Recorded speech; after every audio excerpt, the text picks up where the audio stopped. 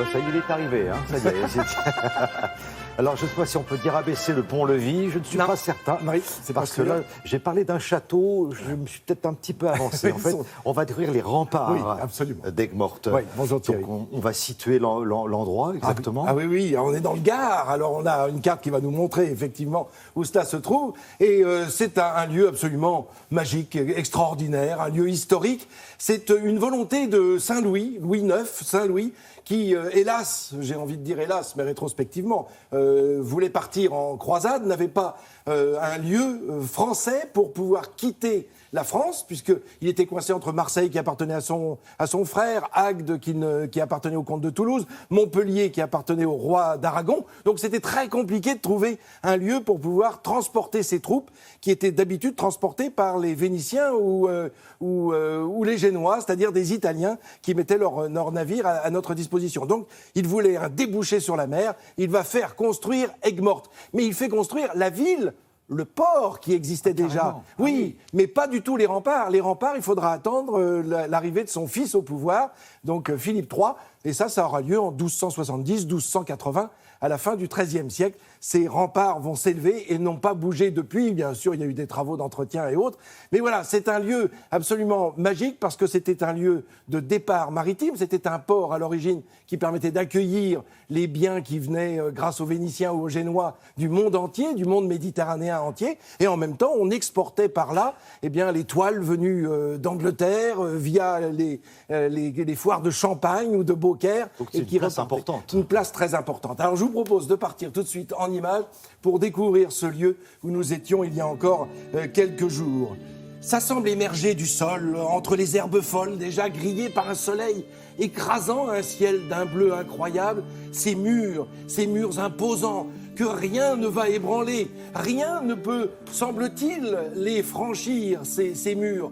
A fortiori, les ennemis venus de la mer, mais même ces petits insectes bleus qui peuvent courir et essayer de tenter de pénétrer à l'intérieur. Rien à faire. Et cette tour, cette vigie qui est là, car les tours, il y en a 15 tours et portes qui encerclent cette ville, et puis ces gargouilles qui semblent vouloir éloigner non seulement l'eau de pluie, mais aussi les assaillants. Et puis cette vue incroyable sur les marais salants qui viennent jusqu'au pied des remparts, et là-bas, tout là-bas, à 5 kilomètres, il y a la mer Méditerranée.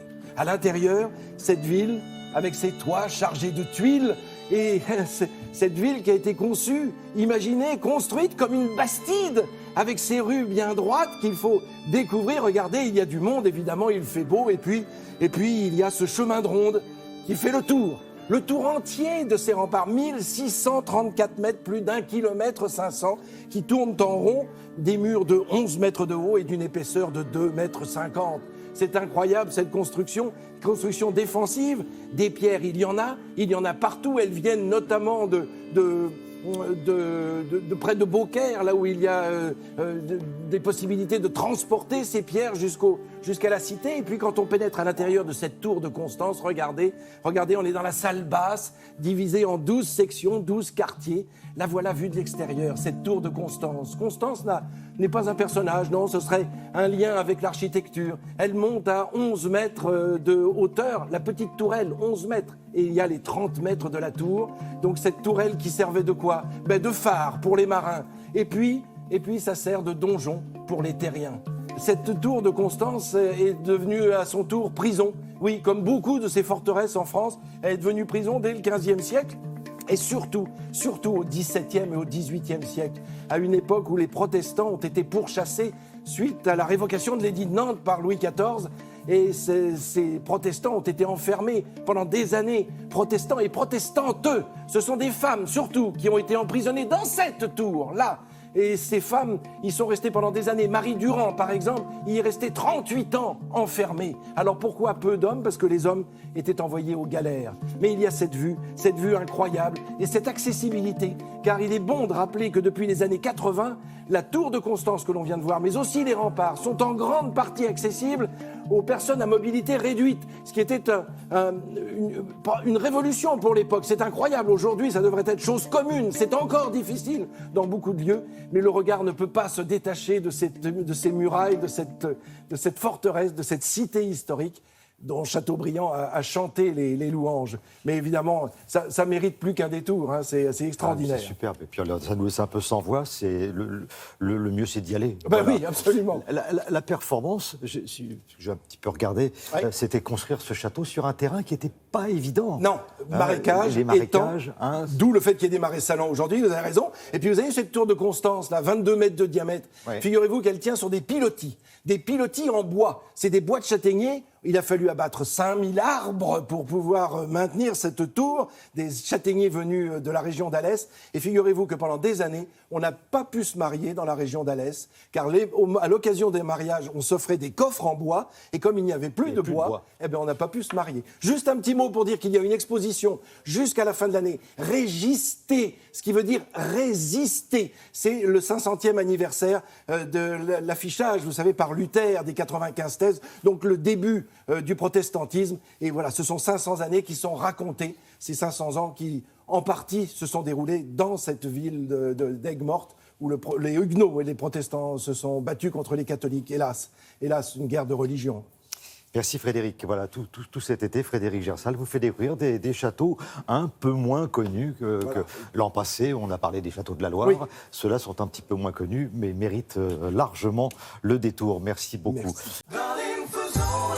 Ce soir, tout a émergé dans le noir, car ton corps m'appelle, délire sensuel, des plaisirs charnels, avant que le jour se lève. Bonjour Grégoire. Bonjour Thierry. On va en reparler de cette fameuse étape et puis de celle qui nous attend aujourd'hui sur France Télévisions. On commence par la natation. Oui, parce qu'on a une deuxième médaille pour cette jeune Aurélie Muller qu'on suit depuis le début en eau libre, en natation sur les mondiaux qui se passent en Hongrie. Deuxième course, deuxième médaille. Je propose de regarder ce qui s'est passé hier. Dimanche, Aurélie Muller s'était offert l'or sur le 10 km. Hier, elle a décroché l'argent sur 5 km dans le lac Balaton. La nageuse lorraine de 27 ans a désormais 2 titres mondiaux et 2 titres de vice-championne du monde à son palmarès. C'est le plus riche de l'eau libre tricolore. Et il y a un an, à Rio, souvenons-nous, elle avait vu son rêve olympique s'envoler après une disqualification. Elle a encore des ambitions en Hongrie. En fait, Aurélie Muller compte s'aligner sur le 25 km et sur le 5 km par équipe. Et depuis le début de cette compétition, la France a décroché 4 médailles, 2 en or et 2 en argent. De l'argent encore mondial aussi pour l'athlétisme handisport avec Arnaud Assoumani. Hier à Londres, le licencié du Nantes Métropole Athlétisme a réalisé un saut en longueur de 7,43 m, catégorie T47, perte ou usage limité du membre supérieur. Il n'est qu'à 5 petits centimètres du chinois Hao Wang, sacré champion du monde. Là, les championnats du monde, c'est sur France O. Exactement. C'est ça, à suivre. Les matchs amicaux, c'est la saison. C'est la saison, voilà, pour la reprise qui sera au mois d'août de Ligue 1. Et il y avait notamment Monaco, le champion de France. Regardez qui était hier sur les terrains. Match de préparation à Montreux en Suisse pour le champion de France en titre. Monaco a été tenu en échec par les Turcs de Fenerbahçe. Les Monégasques qui ont laissé leur perle Mbappé sur le banc pendant 70 minutes ont ouvert le score par Thomas Lemar. Et égalisation 1 partout par Storr. Samedi, Monaco se déplacera sur le terrain du Sporting Portugal, Sporting Lisbonne. Le PSG, de son côté, participe à l'International Champions Cup à Detroit, c'est Michigan aux États-Unis. Premier match, première victoire face à l'AS Rome. Marquinhos a ouvert le score pour Paris. Sadik a égalisé pour les Romains. 1 partout à la fin du temps réglementaire. Alors, il n'y avait pas de prolongation, mais une séance de tir au but remportée par les Parisiens qui ont à nouveau pu compter sur Marquinhos. Paris affrontera Tottenham samedi. Un petit peu de foot féminin avec l'Euro qui se passe aux Pays-Bas. L'Angleterre écrase l'Écosse 6-0. Jodie Taylor s'est offert un triplé. Les Anglaises sont devant les Espagnols victorieuses du Portugal 2-0. But de Losada ici en action et deuxième but de San Pedro. On revient sur cette grande étape hier. Vous avez suivi ça certainement très très nombreux sur France 2. 17e étape.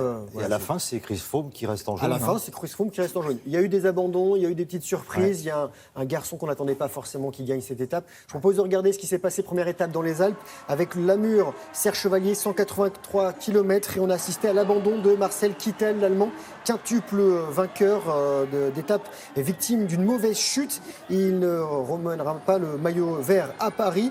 Deuxième forfait, celui de Thibaut Pinot, lâché dans l'ascension du col de la Croix de Fer. Victoire d'étape pour le Slovène Primoz Roglic, médaillé d'or aux mondiaux de saut à ski chez les juniors en 2007. Warren Barguil, porteur du maillot à poids Grand Prix de la Montagne, a été félicité par Emmanuel Macron, le président de la République, en visite sur le Tour. Et le Britannique Froome est toujours en jaune devant le Colombien Haroun et le Français Romain Bardet. Aujourd'hui, deuxième et dernière étape dans les Alpes, Briançon-Izoard, 179 km avec une montée finale de 14 km à plus de 7%.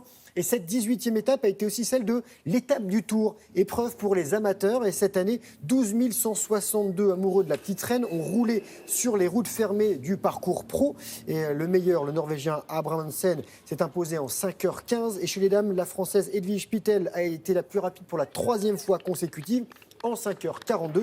On verra combien de temps mettent les professionnels aujourd'hui.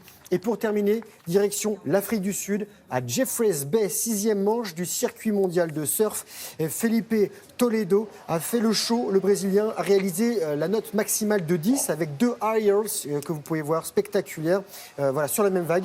Un 3e tour pour ce garçon qui est déjà directement en quart de finale. Et il y a un autre invité qui n'était pas forcément attendu. Voilà un requin blanc qui a interrompu donc l'épreuve hier. Voilà. Oui, c'était mieux comme ça. Ça ne plaît pas trop aux surfeurs. Merci beaucoup, Grégoire. On dirait que ça te gêne de marcher dans la boue. On dirait que ça te gêne de dîner avec nous. On dirait que ça te gêne de marcher dans la boue. On dirait que ça te gêne de dîner avec nous. Mais qui connaît les chansons par cœur et Par tout. cœur. Non, ça nous gêne pas de marcher dans la boue et ça nous gêne pas de saluer tous les éleveurs qui nous regardent, qui vous regardent, Fans Isabelle. de Télématin, les éleveurs.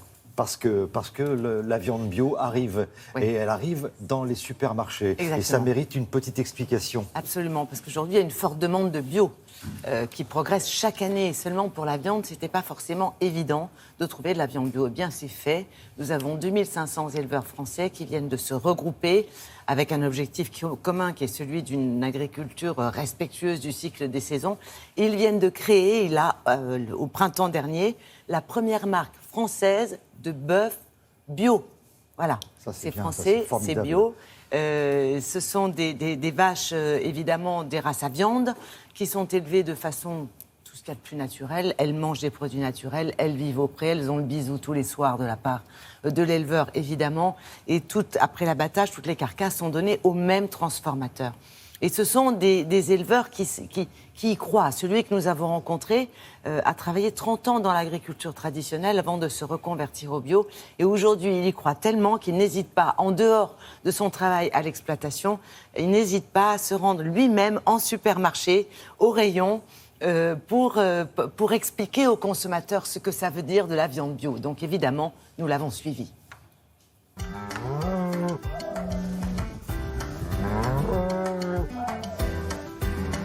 J'élève la race Ménanjou. C'était une race locale, très bien habituée à notre climat, à notre terroir, qui se passe très bien de tout intrant, produits chimiques, soja et tout ce que vous voulez.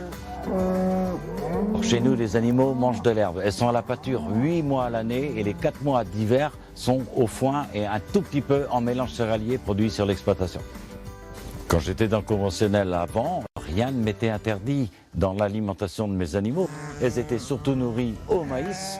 Le maïs, c'est extrêmement gourmand en produits phytosanitaires. Donc c'est ce qu'on ne veut pas, nous, en agriculture biologique. On est à peu près 2500 éleveurs à s'être réunis pour commercialiser la viande bio. Je pense que l'union fait la force. On peut trouver dans les produits bio autant de diversité comme dans le conventionnel.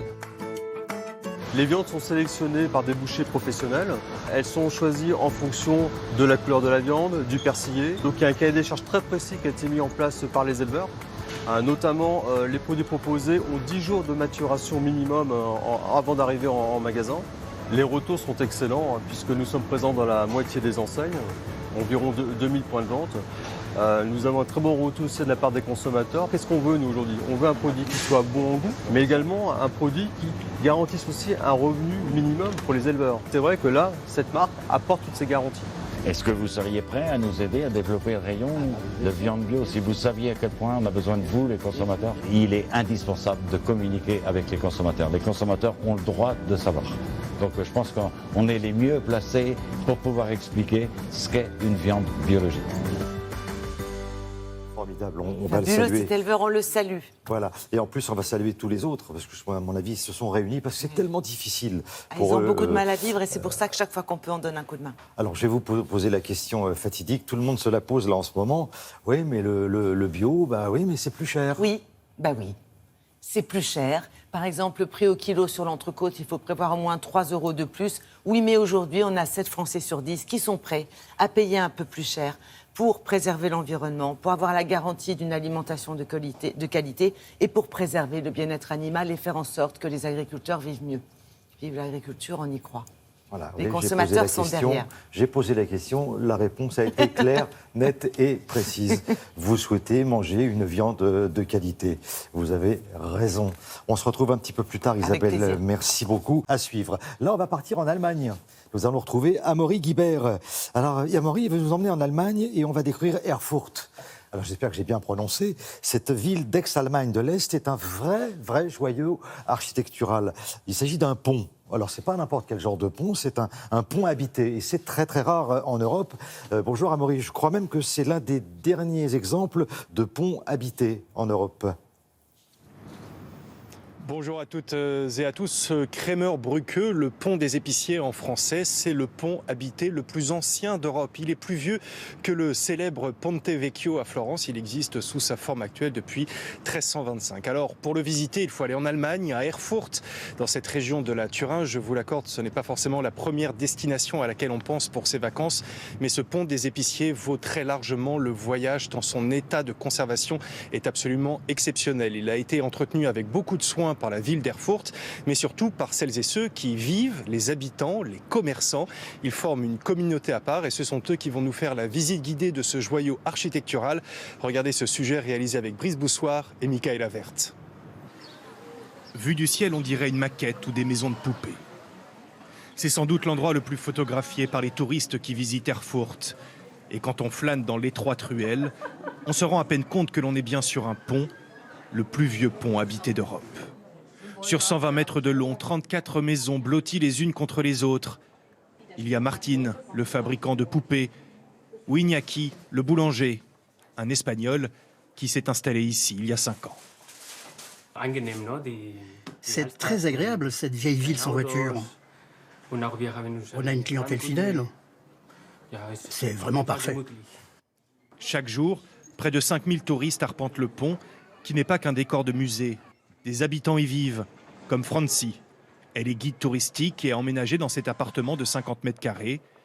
Pour vivre sur le pont, il faut aimer la promiscuité. Si la fenêtre de mon voisin Egon est ouverte, je peux voir à travers sa maison jusqu'à l'autre rive de la rivière. C'est vraiment un endroit particulier. Mais ceux qui veulent s'installer sur le pont pour y habiter ou ouvrir un commerce doivent passer une sélection draconienne, organisée par une fondation. Si un magasin se libère, on fait comme dans un casting, en examinant toutes les candidatures. Heureusement, on en a toujours assez, des gens motivés, donc on peut choisir.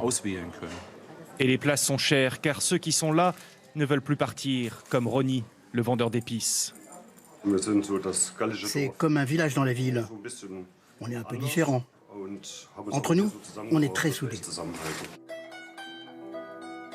Ainsi va la vie des habitants du pont de Krämer, un peu hors du temps, et cela fait des siècles que cela dure. Amaury, c'est assez impressionnant, c'est un vrai miracle que ce pont ait traversé les siècles sans être détruit. Ah oui, c'est un vrai miracle. À plusieurs reprises, ce pont des épiciers a échappé à la destruction complète, notamment en 1472, quand un incendie a ravagé une très grande partie de la ville d'Erfurt, mais n'a endommagé que quelques maisons sur ce pont. Et puis, plus récemment, pendant la Seconde Guerre mondiale, les bombes américaines n'ont endommagé que quelques bâtiments qui ont été rénovés quelques années plus tard. Ensuite, du temps de la RDA, le régime communiste s'est beaucoup occupé de ce pont en raison de son importance historique et architecturale, notamment au tournant des années 70. Tous les bâtiments ont été rénovés. C'est ainsi que ce pont des épiciers a traversé l'histoire, a traversé les épreuves pour être aujourd'hui ce témoignage unique sur l'histoire architecturale du Moyen-Âge, un élément essentiel du patrimoine allemand et du patrimoine européen. Merci beaucoup, Amaury. Amaury Guibert, pour nous, à Télématin.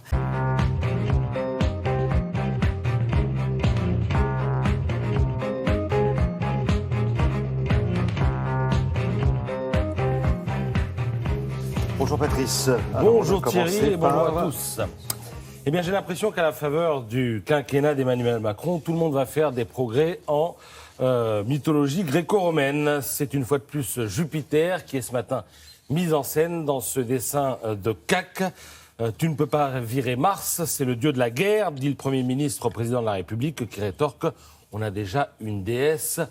Pour ça. Et la déesse, c'est Florence Parly, ministre des Armées. Et dans l'esprit d'Emmanuel Macron, c'est à elle et à elle seule qu'il revient de négocier le budget de la Grande Muette. Alors, vous l'aurez deviné, la démission du général de Villiers squatte les unes ce matin. Et on peut le dire, le procès en dérive autoritaire d'Emmanuel Macron est lancé. Ça va décupler son envie de transformer En Marche en média, moi je vous le dis, parce que ce qu'il va lire ce matin, ça ne va évidemment pas lui faire plaisir. La une la plus caustique, c'est la une de Libération. Regardez ça, l'adjudant de la République. Tout cela peut être le signe d'un pouvoir qui monterait à la tête du chef de l'État, écrit Johan Hufnagel, qui lui conseille de, je le cite, grandir un peu, car il n'est plus à la tête d'un petit commando prêt à casser les codes pour parvenir au pouvoir. Fin de citation. Alors, faute sur la forme et faute sur le fond, renchérit Arnaud de Lagrange dans Le Figaro. Tout le monde doit se serrer la ceinture, écrit l'éditorialiste, mais le ceinturon d'un soldat qui monte au front est d'un cuir particulier, discrète, obéissante.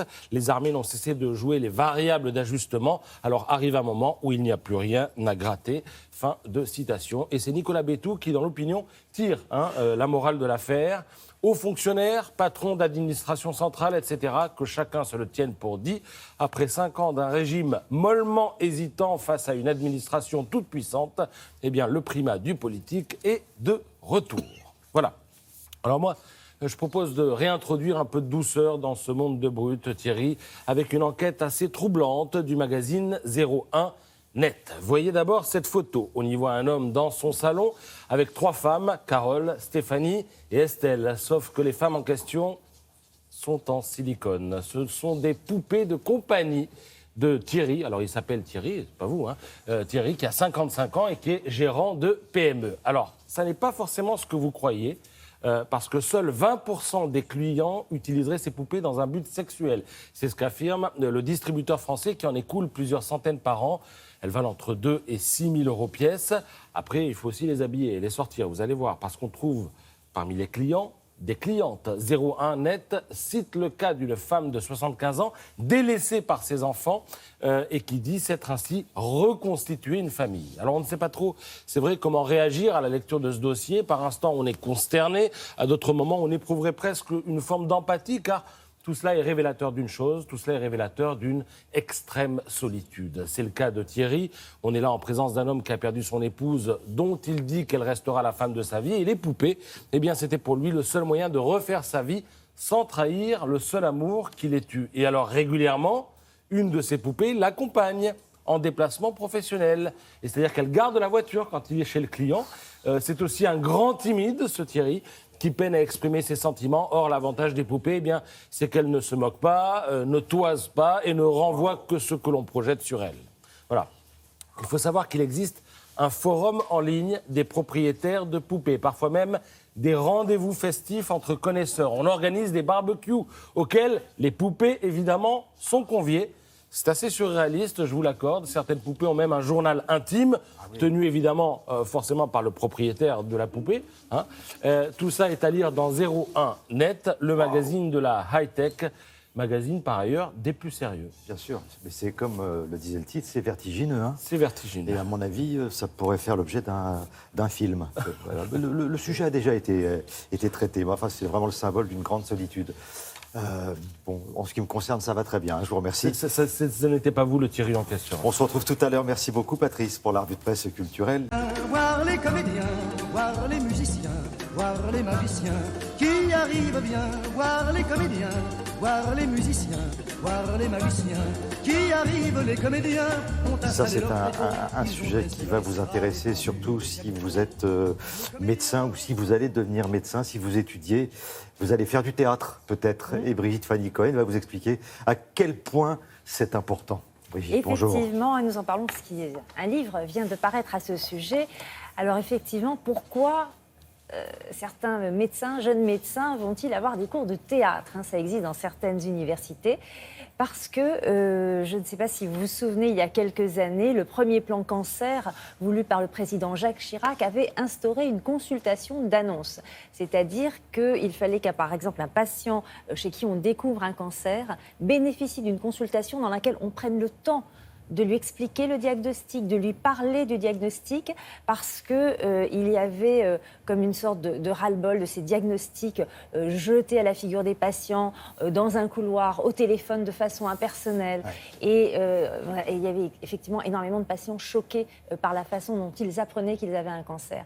Et c'est vrai que les jeunes médecins ont une formation très technique, très pointue, mais ils le disent eux-mêmes quand ils deviennent internes, qu'ils sont confrontés à des patients, ils ont parfois l'impression d'être jetés dans la fosse aux lions. Comment se débrouiller pour annoncer de mauvaises nouvelles, un diagnostic difficile, une récidive? Donc tout cela, cela peut s'apprendre. Et donc dans un livre qui vient de paraître, un cancérologue de Montpellier et un metteur en scène finalement parlent de leur expérience parce qu'ils ont instauré, ils ont été pionniers en la matière et ils ont instauré à l'université de Montpellier pour les étudiants, notamment à partir de la 4e année, c'est obligatoire, cette formation théâtrale à la relation humaine, hein, et ce sont finalement des jeunes médecins qui jouent leur propre rôle, hein, et des comédiens qui jouent le rôle de patients, et l'idée c'est d'apprendre à devenir un bon médecin. On regarde. Je comprends votre choc, mais il est nécessaire de communiquer ensemble afin qu'on puisse irradier cette tumeur au plus vite. Qu'est-ce qu'on va faire maintenant? Pour un jeune médecin qui sort des études, annoncer un diagnostic aussi grave qu'un cancer, c'est terrible. Et donc, ce qu'on leur apprend, c'est un peu comme les acteurs, c'est d'être à la fois en dedans et en dehors. C'est à la fois de gérer l'empathie qu'ils ont pour leurs patients sans se réfugier dans un discours trop technique, trop froid, pour se protéger. Et oui, nous avons besoin de votre accord pour débuter ce traitement. C'est très bien, sauf que la voix est encore un tout petit peu ici. Il faut que tu la mettes un peu plus bas.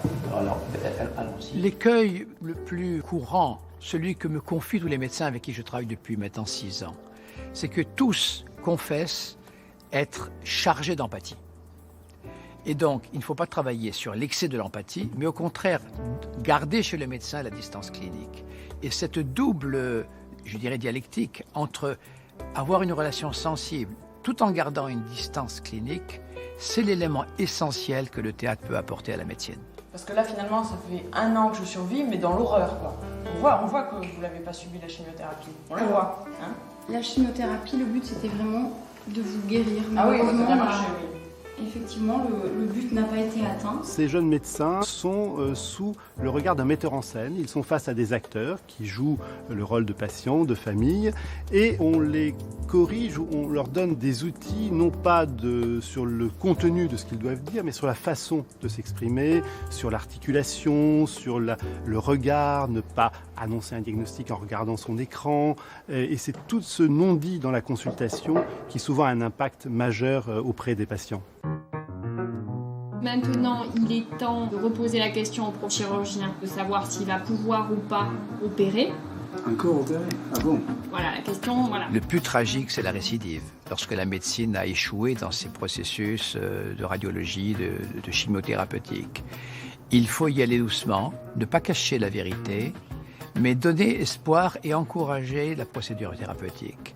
Mais d'abord, il faut que le malade sente qu'on s'adresse à lui et pas seulement à la maladie.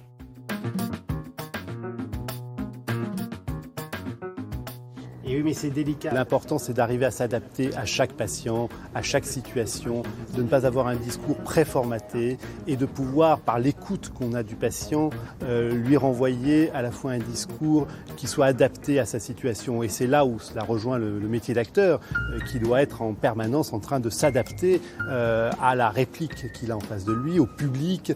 Et donc, c'est tous ces outils qui viennent du théâtre et qui leur permettra de se bonifier et d'humaniser la formation médicale. Voilà, messieurs, dames, mais écoutez, bonne continuation. Merci, docteur. Au revoir, monsieur. Au revoir, docteur. Si on veut en savoir un petit peu plus. Oui, alors je vous conseille ce livre qui vient de paraître, Le nouveau serment d'Hippocrate, écrit par le professeur Marc Ichou, qui est cancérologue, le metteur en scène Serge Waknin, et c'est aux éditions Le Manuscrit. Merci beaucoup, Brigitte Fanny-Cohen, et tous les renseignements, bien sûr, sur le site de Télématin. Et bonjour à vous, Madame Le Pen. On l'a entendu dans le journal, Emmanuel Macron va visiter aujourd'hui la base aérienne d'Istres au lendemain de la démission du chef d'état-major des armées. Est-ce que vous reconnaissez au président de la République la légitimité de rappeler justement qui commande les armées et qui notamment fixe le budget alloué aux troupes qui servent la France? Mais le sujet n'est pas là. Emmanuel Macron a suscité une crise qui est une crise extrêmement sérieuse. Et il faut bien le dire, qu'on n'avait pas vu depuis des décennies dans notre République, parce qu'il a commis plusieurs fautes graves successives. La première faute, c'est d'avoir rompu les engagements qu'il avait pris à l'égard de l'armée lors de la campagne, mais engagements qu'il avait réitérés au Congrès de Versailles. C'était quand même il n'y a pas très longtemps. Cet engagement, c'était d'augmenter les moyens de nos armées, sous le titre, je me souviens d'ailleurs dans son programme, un État qui protège. Bon. L'objectif, on le rappelle, reste 2% du PIB en 2025. C'est un objectif comptable. Donc on peut être en insécurité, on peut se priver des moyens de protéger les Français, on peut laisser nos armées à l'os alors que la menace terroriste n'a jamais été aussi importante, pourvu qu'on obéisse à Angela Merkel et à la Commission européenne qui exige de nous un pourcentage de déficit. Ça n'est pas de la politique, ça. Si vous le permettez. C'est de la gestion, encore une fois, de comptable. Et je trouve que ça manque de vision et surtout, ça manque, encore une fois, de cette obligation qui est celle de l'État de répondre aux dangers qui sont ceux qui pèsent sur notre pays et sur nos compatriotes. Et sa deuxième faute, c'est d'avoir humilié un homme comme Pierre de Villiers, dont tout le monde admet qu'il est un très grand serviteur de l'État et du pays. Il s'exprimer comme il l'a fait devant les députés en disant, je le cite, qu'il ne voulait pas que son budget se faire baiser, je cite l'expression. Est-ce qu'il était dans son rôle? Est-ce qu'un général n'est pas plus là pour commander que pour commenter finalement un budget? Alors, encore une fois, un général, il est là pour dire la vérité. Et notamment la représentation parlementaire. Car la question que vous posez pose un très grave problème. Est-ce à dire que maintenant, ceux qui viendront devant les députés, qui viendront s'exprimer devant les commissions parlementaires, devront mentir, devront tenir des propos insincères, devraient camoufler aux députés la réalité de la situation? C'est une drôle de vision de la démocratie. En tout cas, moi, c'est une vision qui, objectivement, m'inquiète. Donc, je crois que l'humiliation qu'a subie Pierre de Villiers était tout à fait inutile et elle a ouvert une crise de confiance très grave, très lourde entre l'État et ses armées. C'était vraiment pas le moment. Madame Le Pen, juste pour revenir sur le fond, est-ce que vous êtes en mesure d'affirmer que, par exemple, il y aura moins d'opérations extérieures, moins de soldats sur l'opération Sentinelle? En 2017, le gouvernement affirme l'inverse, que de ce côté-là, par exemple, vous parliez de protéger les Français, tout sera maintenu. Oui, mais il faut penser aussi à protéger nos armées. Car c'est bien beau d'envoyer des militaires sur des théâtres d'opérations extérieures. Encore faut-il que, par leur effectif et par le matériel que l'on met à leur disposition, ils soient en sécurité, capables d'assurer leur propre vie. Or, c'est ça le problème aujourd'hui. Aujourd'hui, ces opérations extérieures, elles coûtent plus d'1 milliard et il n'y a que 450 millions qui leur est accordé. Et on vient de dire que la solidarité ministérielle, c'est-à-dire le fait que chaque ministère, par solidarité, versait une toute petite partie de son budget précisément pour ces opérations extérieures, ce sera terminé. Alors, on met nos militaires en danger, alors que l'armée est déjà à l'os, alors que leur matériel, et on le sait, sont pour une grande partie totalement obsolètes. On déshabille Paul pour habiller Pierre. Il s'était engagé, le président de la République, à changer cela. Il a trahi cette promesse. Cette trahison est grave et elle a de graves répercussions. Alors, d'une façon plus générale, quel jugement vous portez après 2 mois de présidence Macron? Est-ce que vous pensez que aujourd'hui, sa popularité reste importante, même si elle est en baisse, qu'il y a une part importante des Français qui regrettent de l'avoir élu face à vous le 7 mai dernier? C'est-à-dire qu'on parle souvent des 100 jours, de l'importance des 100 premiers jours. Qu'est-ce qui a été fait dans plus de la moitié de ces 100 jours, à part la destruction par ordonnance du droit du travail. Vous ne relevez rien de positif, par exemple la promesse d'instaurer de la proportionnelle aux élections législatives, permettez-moi de vous dire que la politique les promesses, internationale. comme disait, je crois, Charles Pasqua, n'engagent que ceux à qui elles sont faites. Je ne crois plus dans les promesses d'Emmanuel Macron. Et l'affaire qui s'est déroulée avec le budget de l'armée me permet de vous dire que c'est raisonnable d'arrêter de croire à ces promesses. Ce que je vois, moi, c'est qu'aujourd'hui, le droit du travail est totalement déconstruit, qu'on crée de la précarité, qu'on crée de la concurrence déloyale entre les entreprises à l'occasion de cette loi travail. Je vois qu'on obéit en toutes circonstances, une fois de plus, à l'Union européenne, qui vient d'ailleurs d'interdire les tarifs réglementés du gaz, qui interdira demain les tarifs réglementés de l'électricité. C'est-à-dire que ce sont des millions de consommateurs, 5 millions pour les tarifs réglementés du gaz. Opposer à cette mesure ?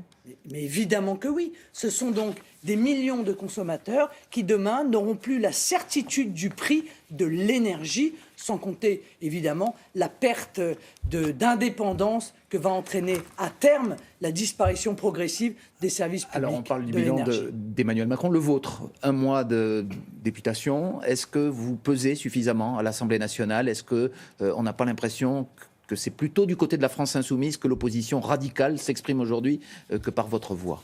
Je ne le crois pas. En l'occurrence, la France insoumise a un groupe. Nous n'en avons pas. C'est un scandale démocratique, puisqu'ils ont fait moitié moins de voix que nous au second tour des élections législatives, et ils ont pourtant 2 fois plus de députés. Bon, mais nous faisons un gros travail à l'Assemblée nationale. Nous exprimons la pensée des millions de Français qui ont porté leur voix sur nous, et nous continuerons à le faire. Et croyez-moi, on nous entend. Et je crois même qu'on nous écoute. Alors, vous allez vous écouter vous-même ce week-end, puisque vous allez tenir un séminaire important à Nanterre sur finalement l'avenir du FN. On se souvient que le 7 mai, le soir de la victoire d'Emmanuel Macron, vous aviez dit qu'il fallait tout réorganiser. Je ne sais pas si vous aviez employé l'expression, mais peut-être même changer le nom du parti. Qu'en est-il aujourd'hui ? 2 questions, si vous pouvez y répondre brièvement. D'une part, est-ce que vous allez changer le nom du parti ? Et d'autre part, est-ce que vous allez abandonner l'idée de sortie de l'euro ? Sans lieu, je ne vais pas pouvoir répondre ni à cette question, ni à la première, ni à la seconde. Pour une raison, pourquoi pas ? Parce que nous avons un fonctionnement démocratique au Front National. Mais donc nous allons réfléchir, et c'est tout à fait normal. Ce séminaire va poser un certain nombre de questions. Nous allons faire le bilan des élections. Qu'est-ce qui a fonctionné ? Qu'est-ce qui n'a pas fonctionné ? Nous sommes dans la recherche, évidemment, de l'efficacité en permanence. Bon. Mais toutes ces questions-là vont, pour la très grande partie d'entre elles, être posées aux adhérents. Nous allons consulter les adhérents lors d'une grande consultation qui aura lieu probablement en septembre. Mais le sentiment de la présidente du Front National est important. Et c'est aux adhérents de prendre un certain nombre de décisions. Mais moi, je pense qu'il faut tout refonder. Voilà. Je pense que nous sommes aujourd'hui à la tête d'une opposition qui est une opposition extrêmement performante, efficace, construite, et que des millions de Français nous font confiance, et que nous devons organiser le mouvement pour pouvoir accueillir, au-delà du Front National, ceux qui veulent mener le combat pour la France. Refonder, ça veut dire changer le nom du Front National à terme, Madame Le Pen ? Je poserai la question aux adhérents. Mais vous... Moi, j'y suis plutôt favorable. Voilà, j'y suis plutôt favorable. Je n'ai jamais considéré cette question comme tabou, mais j'étais réservé par le passé. Aujourd'hui, j'y suis favorable. Mais encore une fois, ce sont les adhérents qui décideront de cela. Toute dernière question, il y aura encore un président d'honneur du Front National en 2018. On dit que vous allez changer les statuts. Non, car il y a déjà eu en réalité une décision statutaire des adhérents sur ce sujet qui ont décidé de la suppression de ce poste de président d'honneur. Occupé par votre père Jean-Marie Le Pen. Merci beaucoup Marine Le Pen, c'est à vous Thierry et très bonne journée, merci. Merci. Merci beaucoup. Je suis seule dans ma chambre vide. Vous savez qui chante ? Moi je le sais évidemment, puisqu'on va en parler. C'est Isabelle Huppert. Voilà. Et non seulement on va parler d'Isabelle Huppert, mais on va parler de sa fille. Parce que là aujourd'hui, dans la famille Huppert, on a la mère et la fille. Et ça c'est grâce à Henri-Jean Servat. Oui, alors Lolita Chama, qui est donc la fille de Ronald Chama et de Isabelle Huppert, est la partenaire de sa mère et même la vedette du film, parce qu'elle est on a ce qu'on appelle le top billing, voilà, avant le titre. Sa mère est en participation. Alors c'est un film, c'est le 2e film d'une jeune réalisatrice luxembourgeoise, qui s'appelle Laura Schrader. Et ça raconte l'histoire. Alors, c'est la 5e fois que les dames et demoiselles Huppert, Chama se retrouvent ensemble. Une affaire de femmes, elles étaient partenaires. La vie moderne, Malena, Copacabana, et maintenant, donc, dans Barrage. Alors, c'est une histoire de la relation extrêmement compliquée entre une mère, sa fille, et en plus, la petite fille, en plus. Alors, en gros, pour le faire vite, moi, je n'aime pas raconter des histoires, mais une fille revient au Luxembourg pour récupérer sa fille. La fille vit avec la mère. Et c'est un peu compliqué. Comme elle n'arrive pas à s'insérer dans la relation, la fille enlève sa fille pour partir dans une grande maison. Ce qui est assez intéressant, c'est un film à petit budget. Et on peut saluer Isabelle Huppert, immense comédienne du cinéma mondial, pas du cinéma français, du cinéma mondial, qui, je veux dire, travaille dans des productions, je veux dire, aussi fauchées, à si petit budget, ce qui prouve qu'elle met son talent dans la disposition de productions beaucoup plus petites.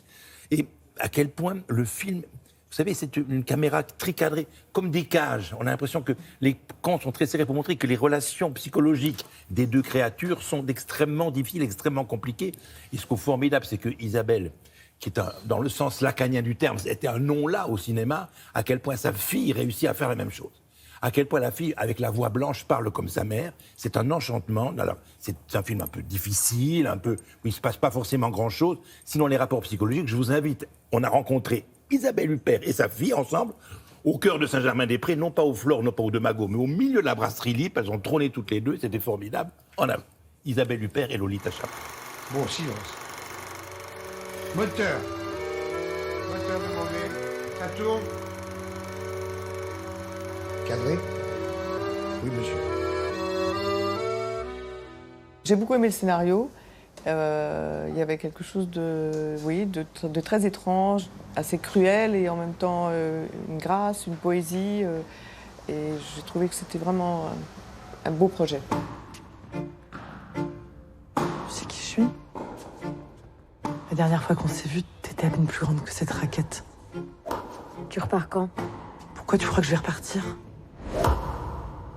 T'as rien ici. C'est quand même l'histoire d'une jeune mère qui a quand même quitté sa réalité pendant des années. Sa réalité étant sa petite fille. Elle a quand même abandonné sa responsabilité. Absolument. Le sujet est costaud.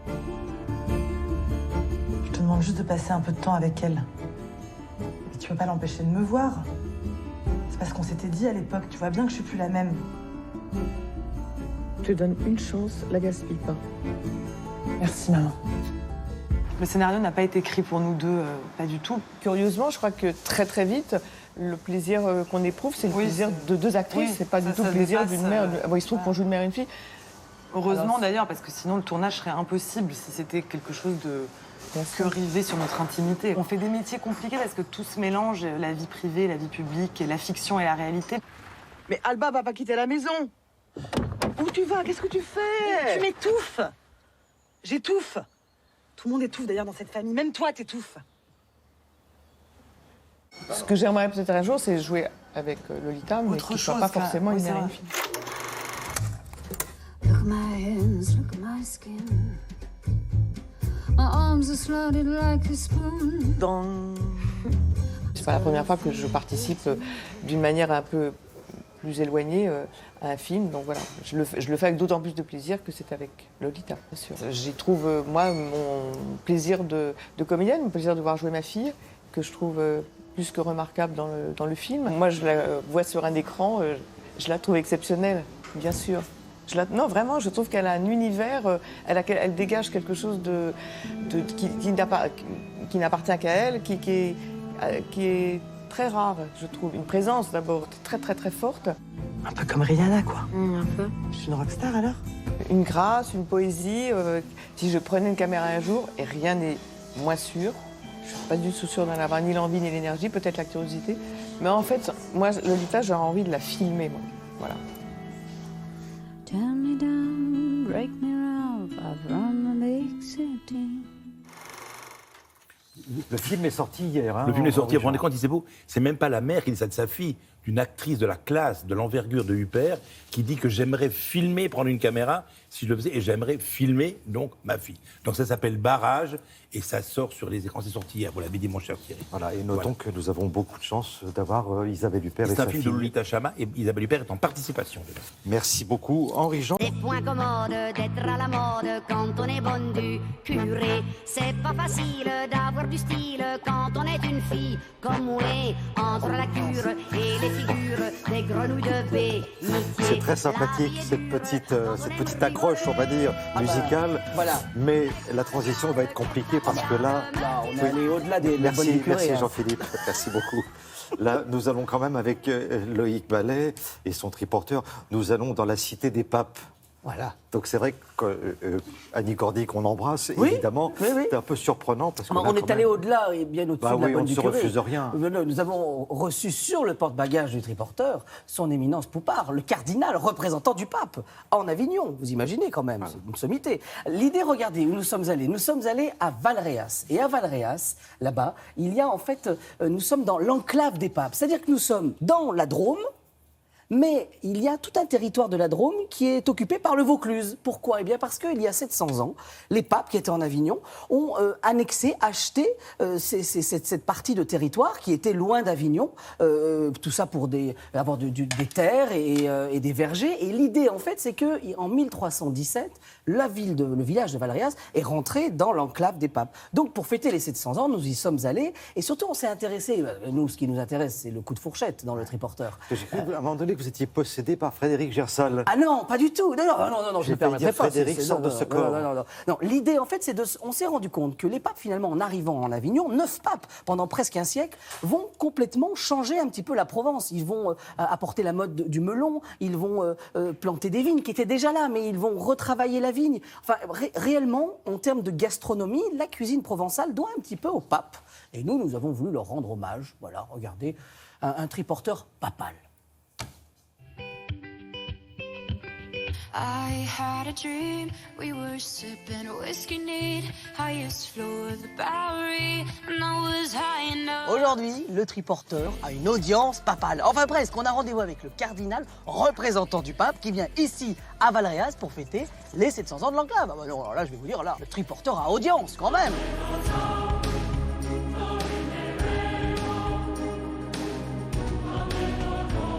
Je suis envoyé extraordinaire donc, par le pape François. Qu'est-ce que les papes auraient apporté finalement à la Provence en fait ?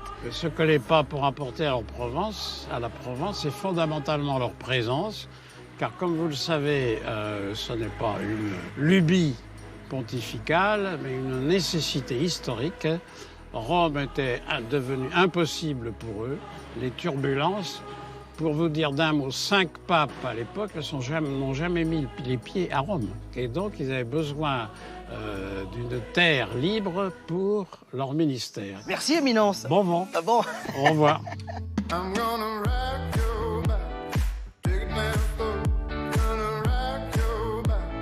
Déjà, je vois menu 700 ans. Je suis au bon endroit. Bonjour Loïc. Bonjour. Au bon endroit. Alors, Brice, pourquoi cette fourchette-là ? Justement, elle était en train de m'apprendre quelque chose. Ah, alors la fourchette, elle est pape, il y a une histoire. Voilà, c'est Clément VI. Un des papes. Un des papes d'Avignon. En Avignon. Qui, pour la première fois, a introduit la fourchette et a mangé tout seul à sa table avec une fourchette. Non. Au grand étonnement de tous ses convives. Et ça veut dire quoi, que les papes mangeaient avec les doigts avant ? Allez savoir.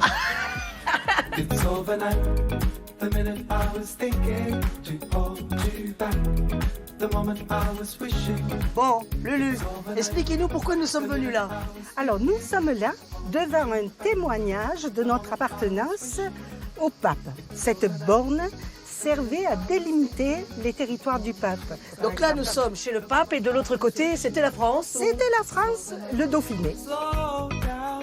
On sait qu'au XVIe siècle, ils étaient très amateurs de ce melon-là, qui à l'origine est un melon qui vient d'Arménie. Ça veut dire qu'en fait, on pense que ce sont les papes qui ont amené le melon. Mais en fait, ils ont plutôt amené la mode de consommation, c'est ça ? Exactement. Pendant les périodes de carême, on pouvait manger, par exemple, du canard. Ah oui ? Oui. Du cygne aussi. du cygne. Ça vit sur l'eau, donc c'était considéré comme un poisson. Il y a un pape qui est mort d'avoir trop mangé, non, c'est ça? Voilà, c'est Clément VI. Oui. Il est mort de la gravelle, qui est la maladie de la pierre.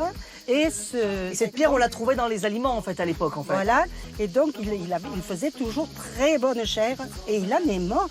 Cette recette-là, l'agneau, comment on le prépare? Un baron d'agneau entier, Oui. où je garde que les filets. On fait une farce aux chèvres, un concassé d'olive, quelques feuilles de basilic, farcies, cuit au four, en crépine, tout simplement. Voilà, je vous essuie un petit peu, Lulu, parce que là, il commence à faire chaud, là.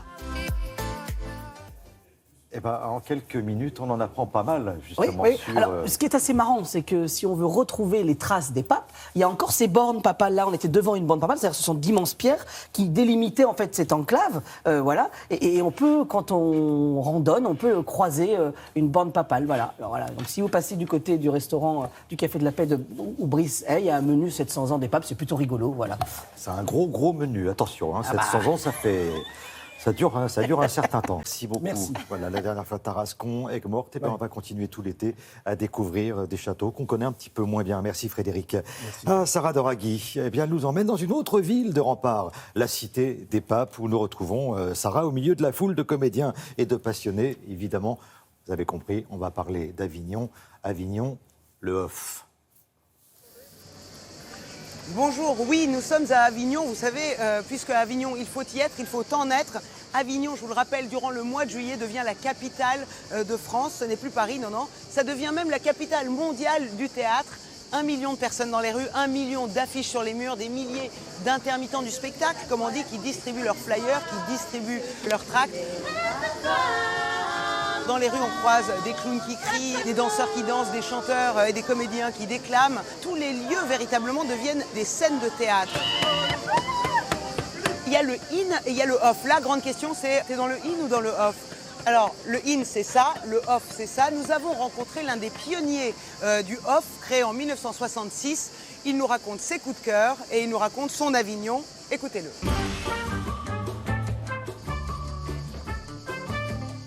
À Avignon, il y a des spectacles pour les enfants, il y a des spectacles pour les adultes, pour tous les publics en fait. Les spectacles commencent souvent à 9h30 du matin et se finissent à minuit. Donc on peut trouver tout ce qu'on cherche, pour autant qu'on cherche quelque chose. J'aime Paris, son ardeur et sa folie, l'amour est né ici. Bien, très bien. Niveau physique, c'est quoi le projet? Ça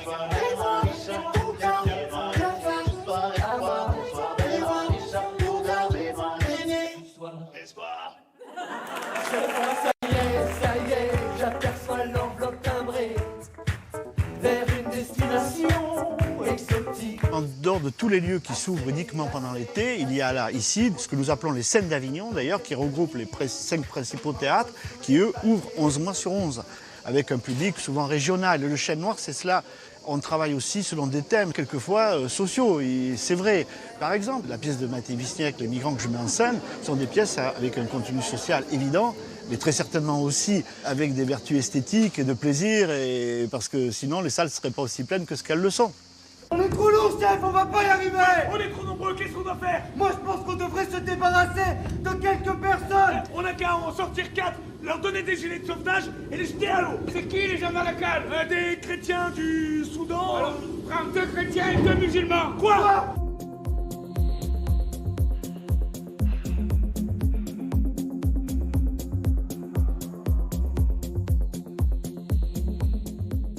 Quand on m'a dit Avignon, je connaissais le nom, j'étais jamais venue, même pas en tant que spectatrice. Et c'est la folie ici, hein. C'est complètement dingue. Les gens sont passionnés de théâtre, ça parle de théâtre partout.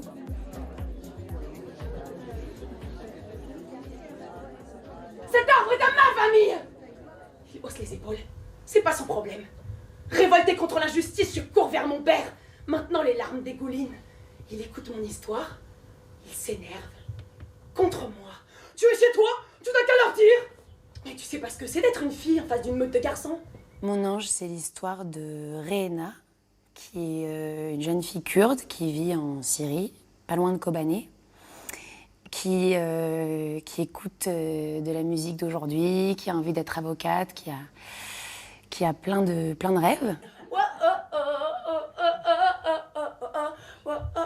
Et un jour, Daesh arrive, et là, il va falloir qu'elle prenne une décision, soit fuir en Europe, soit rester, et elle va prendre la décision de prendre les armes. Le Daesh hoche la tête, fait signe qu'il veut nos papiers. Sabah fouille dans ses poches, dévoile sa main couverte de dessins à l'encre des croix et des étoiles. L'expression du Daesh change d'un coup. Tu Yazidi? Voilà, allez, si vous aimez le théâtre, allez faire un petit tour du côté d'Avignon, vous allez vous régaler. Et salut amical à Gérard Gélas qui dirige le théâtre du Chêne Noir. An jenem Tag, mein Freund, da haben wir gemeint, die Zeit blieb stehen, allein nur für uns zwei. Et oui, elle a chanté Le temps des fleurs en allemand. Dalida. Eh oui. Voilà, donc, on est en Allemagne et on va s'échanger les métiers, Anissa. Ouais, c'est ça, oui, absolument. On va changer de boulot. C'est tout le principe de cette émission. Vous l'avez dit, c'est Mein Job, Dein Job. Ça veut dire mon job, ton job. C'est diffusé sur la chaîne bavaroise BR. Et il est absolument question de retrouver des gens, des travailleurs, enfin des gens qui exercent des professions, n'importe lesquelles, toutes sortes de professions, et qui vont échanger leur boulot contre le boulot de quelqu'un d'autre, mais attention, quelqu'un qui fait exactement le même boulot qu'eux et dans un pays étranger. Ah, et c'est là que c'est voilà. rigolo. Ah, oui. L'idée, évidemment, c'est de voir, de suivre les aventures, les découvertes de ceux qui vivent cette expérience. Évidemment, derrière le boulot se cachent des cultures différentes, se cachent des expériences, des découvertes. Un langage différent. Attendez. Un langage différent. Et puis surtout, l'idée, vraiment, voilà, c'est d'apprécier une nouvelle culture, mais sous cette forme-là qui est celle de l'exercice de sa propre profession. Alors, vous allez voir évidemment que lorsque les aventuriers font leurs valises pour partir, eh bien évidemment, ils ne vont pas chez les camarades européens. Ils font un long trajet, il s'agit d'un long courrier et évidemment, les découvertes sont encore plus exceptionnelles. Je vous propose, avant de vous en dire plus, de découvrir un premier extrait. Zwei Bayern in einer fremden Welt. Eine Woche schicken ihre Chefs sie in ein fernes Land. Mein Job, dein Job. Heute Marktverkäufer aus Bayern und Asien.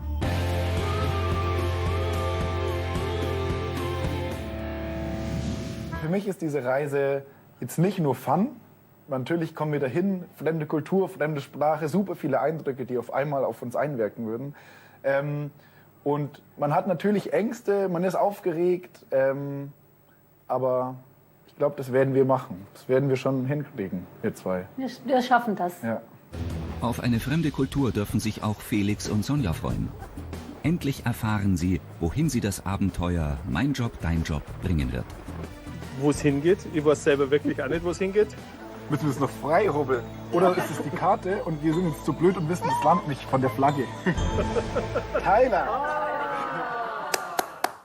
Donc ils vont découvrir l'endroit où ils... Eh bien exactement, c'est-à-dire qu'ils sont castés, ils acceptent de jouer le jeu, on leur dit ok, c'est parti, et là ils découvrent dans une enveloppe, accompagnés de tous leurs amis, ils ont leur valise à la main, le pays où ils vont, ils sont juste armés de leur passeport. Voilà. Et là, en l'occurrence, effectivement, ils découvrent, ce sont des maraîchers, ils vont découvrir qu'ils partent tout simplement en Thaïlande, exercer la profession de maraîcher, mais en Thaïlande. Et là, franchement, bon, c'est une sacrée aventure. Pourquoi ?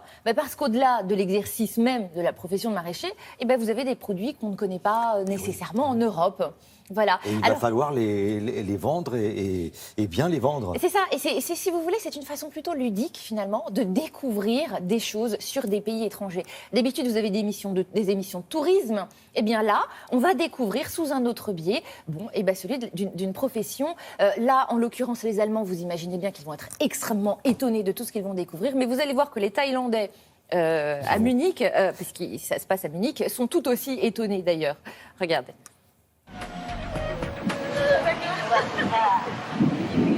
Ich heiße euch in Thailand herzlich willkommen.